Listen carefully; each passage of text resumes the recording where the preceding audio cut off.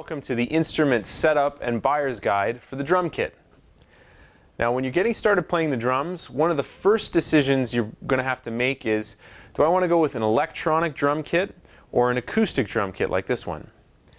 The main factors to consider are where you're going to be playing and practicing and what your eventual musical goals are. For practice purposes, an electronic drum kit actually gives you a lot more options than an acoustic drum kit just because you can control how loud the sound is. An electric drum kit is going to sound about this loud when you're playing it, but the sound that it is on a drum pad. Now an acoustic drum kit, as you probably already can tell, is going to be quite loud. So unless you have somewhere to set up and play where you can make noise without disturbing other people, an electric drum kit may be a good place to start. Acoustic drum kits ultimately are what's mostly commonly used when you're making music with other people. And learning how to play them not just correctly, but learning how to play them at different volume levels takes a bit of time to get used to. Electric drum kits start at around $300 to $500 in price and come with some foot triggers and some pads and some sort of pads that look like cymbals. And it'll have some sort of interface that you can program in the sounds for each of the pads, and you'll need to have a good set of headphones as well. And then you just use regular drumsticks and you practice away like you normally would on a regular drum kit. If ultimately your goal is to just play on your own and jam along with your own tunes, then an electronic drum kit can be a great option for long term. But I would say ultimately if your hope is to play music with other people, then an acoustic drum kit is the best way to go. If you're thinking of buying an electric drum kit, there are three main price points. There are student level, intermediate, and professional. In the student level pricing, you're looking at starting at around $300 up to $500 or $600. Intermediates are going to start in the $500 to $600 range and go up towards $1,000. And then professional levels are going to start at $1,000 and go up into the $5,000 or $6,000 range. Mostly what you're getting in the difference in quality is the controller end of it in terms of the amount of sounds and options you have when you program it. And also some playability stuff, like they're going to be higher quality pedals and the rubber and everything is going to be higher quality on professional level. But certainly for starting out, a student level electronic drum kit is a good place to start. I always recommend to my students, if possible, don't buy the absolute cheapest thing, because any quality that's being lost by companies trying to cut prices and cut corners, you're going to notice it the most right at the bottom, and often you get a significant increase in quality from the lowest price to the next one up. So even though you might be only spending $100 or $200 more, sometimes you get quite a huge jump in quality by just going up a little higher. In the intermediate electronic drum space, you're just again getting better quality sounds and better quality equipment. And professional level electronic drums, I would say there's no need to spend that kind of money unless you specifically want to play electronic drum sounds only. Because if you're going to invest over $1,000 in an electronic drum kit, you're probably unlikely to also have the budget to invest in a real acoustic drum kit. And ultimately, if you're able to, it's good to have both. Now on the acoustic drum kit side, there are a couple things to consider. There are child-sized sets, which are great if you've got a little person in your life, and they are often very inexpensive and fairly durable and good to let kids just play around on. They usually start in the $200 range and go up to $300 or $400, and usually they come with everything you need. They'll come with all the pedals, the drums themselves, and usually one cymbal. Sometimes that attaches right into the bass drum. And like I said, if you've got a little person in your life, it's a good starting place, because a full-size drum kit can only be made so small, and little people their legs are just not going to be long enough until they're probably around 10 years old before they can really sit at a real acoustic full-size drum kit. There are three main price points for acoustic drum kits. There's the student level drum kits, the intermediate, and the professional level. On the student level drum kit side, you can get a drum kit which will come with usually 5 pieces, which are the kick drum, snare drum, there'll be 2 rack toms, a floor tom, and a hi-hat stand, and usually you'll get hi-hat cymbals and a kick drum pedal as well, and sometimes 1 or more ride or crash cymbal. And the base price for that is around $400 to $600, and intermediate drums are going to start in the $700 to $800 range and go up towards $1,000. And then professional level drum kits go up from there up into the many thousands of dollars.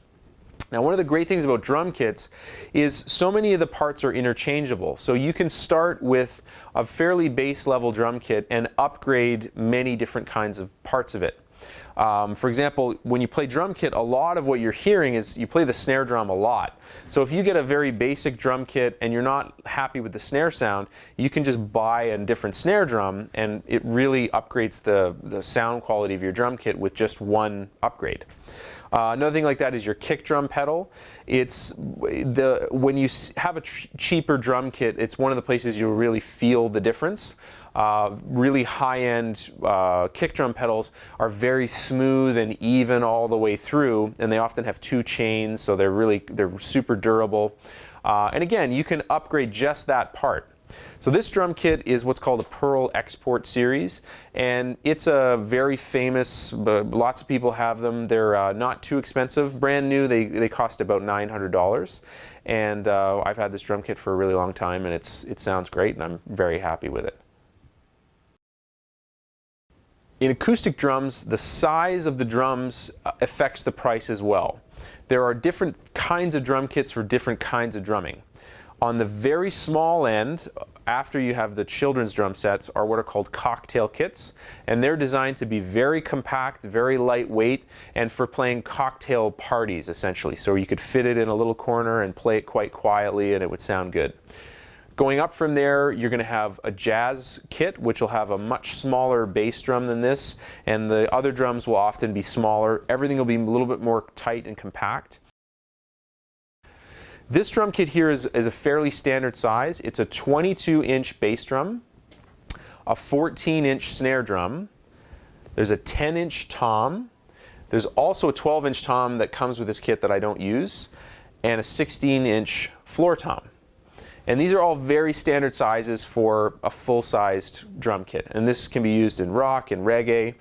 As a very general rule, the size of the bass drum will affect how big the bass drum sounds. So the smaller it is, the more of a thumping you're going to get, and the bigger it's going to get more of a booming sound.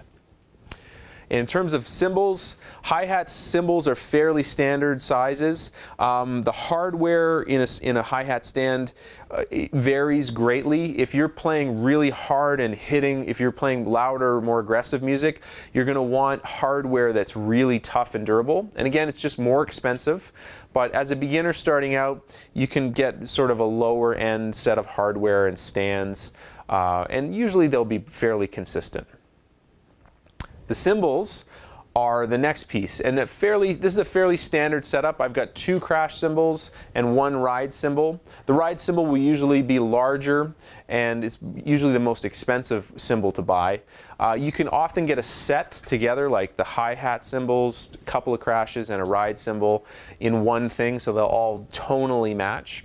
Cymbals all look the same, but the kind of metal and the way it's manufactured varies greatly. So they have different colors and sounds, and they sound different depending on where you hit them. So when you're first starting out, I'd recommend getting a matching set, and then as you go along, again, you can upgrade different pieces, different cymbals at different times. When picking your drum sticks, there's a few things you want to consider. Drum sticks are designed to be different sizes and weights. And in a very general sense, the bigger and heavier the stick, the louder it's going to be with less energy. So there's 2 schools of thought. Some drummers I know like to play with a really heavy stick and use it very lightly so that there's less wrist and arm motion to generate more sound. And other people like to play with very light sticks and hit a little harder because they like the feeling of it. So the system for most drum kits is going to be a number with a letter. And as the numbers get larger, the sticks actually get smaller. So a 3 is going to be a little bit bigger than a 5. And they usually are A's and B's. Every company does it slightly differently. But when you're in a store, you can pick up some drumsticks and kind of feel the weight of them. And I would recommend trying a few different weights of sticks to find what feels right in your hands. You'll get a feeling for what you like. When a stick is too light, it'll just not feel quite right in your hands. And certainly if a stick is too heavy, you'll feel that you don't quite have the speed. Because it's always a trade-off between how fast you can move and how consistent you can make your sound. If you have an acoustic drum kit and you're looking to play a little bit quieter for practice purposes, there's a few things you can do. The first thing I recommend are what are called blast sticks. And these are simply a whole bunch of very thin pieces of wood that are taped together, and they disperse the sound so that you're not getting nearly as much of a direct transmission of energy into whatever you're hitting. So here's a stick, and here's a blast stick. So I can swing my arms and wrists at the same velocity as I would with a stick and get a much quieter sound. Now the only drawback with blast sticks is that you can't really practice any rolls because the blast sticks don't bounce off of the snare drum, especially like a regular stick does. So they're good for big motion movements and practicing time, but for more subtle things and skipping on the cymbal and things like that, it won't really do that. They're also, a set of blast sticks are quite a bit more expensive than regular drumsticks. Regular drumsticks will be in the sort of $5 to $15 price range, and blast sticks start at $20 and go up. So definitely, if you're going to buy a pair of these, don't lose them, hang on to them. If you're wanting to practice rolls and more stick technique, but you can't be making any noise or can't be making very much noise because of where you live, a practice pad is an excellent thing to own. These are, again, not very expensive, and you can set it on top of your snare drum, or you can just set it on a table, and it'll simulate the bounce that your sticks are getting when they're hitting the snare drum. And for specific snare drumming techniques, this is a great way to practice. You don't need headphones, you don't need earplugs, because it's very quiet and you can really hear how the sticks are bouncing and get a good feel for how they're moving on the practice pad. A really important piece of equipment when playing the drums is some sort of ear protection. Because the drum kit can be very loud, it can do damage to your hearing over time. There's sort of two approaches you can take. One is to get ear plugs, which you can get really cheap ones even from the drugstore that are soft foam, and they just go into your ear. Always be careful, don't ever ram anything right down into your ear. And this will cut out a lot of the high frequencies from the cymbals, which can do a lot of damage. And they'll leave some of the low frequency, so you'll be able to hear your kick drum, which is nice. If you're wanting to play along with music when you're practicing on the drums, one thing I recommend is a really good set of headphones that are made for drums.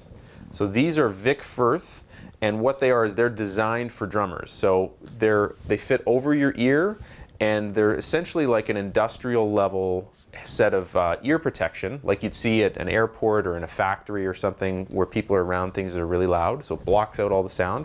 And then it has the headphone cable built right in. What I've found is that these really allow me to keep the volume low on the track that I'm playing, and so I don't have to feel like I've got it blasting in my ear to be able to be at the same level as the drums.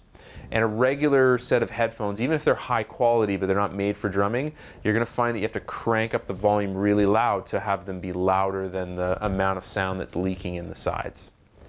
Another thing I really recommend against is earbuds, which are the ones that usually come with the smartphones and things like that that go right in your ear, are not ideal for playing drums.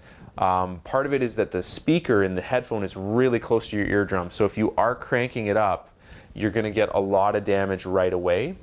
And also your eardrum really needs a little bit of air between the sound that's happening and your actual eardrums for it to process the sound properly. So a set of headphones like this, they're a little expensive. These were about $70, I believe, but it's totally worth it because your hearing really, once you start to damage it, there's no coming back. So I look at it and go, for a small investment to protect my hearing, it's totally worth it. Now, it might seem like a silly thing to think about, but because your feet are as important a part of playing drums as your hands are, I always like to make sure that I practice with the same shoes or boots that I'm going to be playing with when I'm playing with other people. Because the way that your feet interact with the pedals in terms of how much grip your shoes have, how much your shoes weigh, whether they have a heel in them or not, it's going to affect the touch, the feeling you're going to have when you're putting the hi-hat up and down or using the bass drum. So definitely I practice with, I know what shoes I like to wear when I'm performing or playing with other people, and I make sure that I bring them down and play with them. Especially for weight. If you like to wear a really light running shoe all the time, and you're playing, all of a sudden you're like, well, I'm gonna wear these boots or something that I have on, you're gonna feel a big difference in your legs and how the technique is going to be a little bit different. Some people like to play in sock feet. I don't usually recommend that for a couple of reasons. One is when you're ultimately playing drums with other people, having shoes on for safety is a really good thing, because things do tip over and they'll land on your feet and it can hurt. And also, just in terms of the grip on the pedals themselves, it's good to have some amount of grip on your feet so that you get something consistent. And definitely don't play in your bare feet, mostly just for germs and foot fungus and things like that. And you don't want other people playing your drums in bare feet either. So always find a good pair of shoes that you like and stick with them. Now when you're setting up your drum kit for you, there's a few things you've got to consider that are really important. One is the height of the stool. You're going to want the drum throne to have your legs be on a 90-degree angle going down. If your drum stool is too low, your legs are going to be up above your hips, and your legs, especially right around your hip joint, are going to get really tired quickly. So you're going to get fatigue if you're sitting too low. If you're sitting too high, you're going to lack the power and the control to really hit the pedals hard and hit them consistently. So I always like to make sure, get a really good drum throne. One thing to look out for, unfortunately with a lot of newer ones, you're going to see a plastic, it'll be a metal screw controlling a plastic ring holding a piece of metal. Anytime you see plastic trying to hold metal, this is cheap and no good and will probably break. So get a good drum throne that's really easy to adjust, where there's metal holding metal together, and that way it'll be really consistent. The next step is to get all of the drum surfaces to a good level. So some people like to have their snare drum up really high, and depending on whether you play with what's called traditional grip or match grip, when you play with traditional grip, some people like to have the drum up a little higher or even angled away from them, which has more from the marching band style.